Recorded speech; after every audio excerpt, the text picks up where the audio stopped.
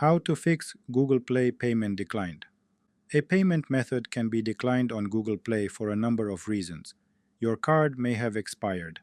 It's a common oversight to use an expired card, especially if you haven't received or remembered to use the replacement. Don't worry, it happens to the best of us. Simply update the expiration date and CVV and try again. Your card may have been locked. Some banks offer the option to temporarily lock your card if it's lost or stolen. If you've locked your credit or debit card, it will be declined as a payment method on Google Play. Be sure to unlock your card before making a purchase. You can do it using your bank's mobile app or on your bank's website. Insufficient funds on your debit card is a very common reason. If you're using a debit card and there's not enough money in your account, the bank may decline the payment. Even if you think there are funds, they may be allocated for pending transactions.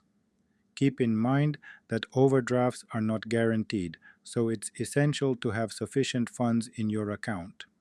When you use a card for the first time, your bank may suspect that the transaction is fraudulent.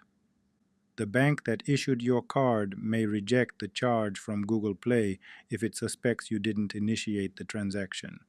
Fraudulent transactions are a good reason to decline payment methods.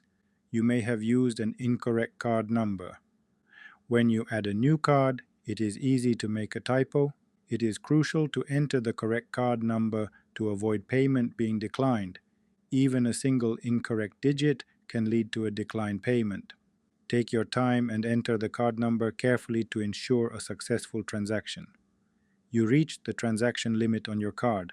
If the credit limit of your credit card is too low, then the bank may reject your transaction.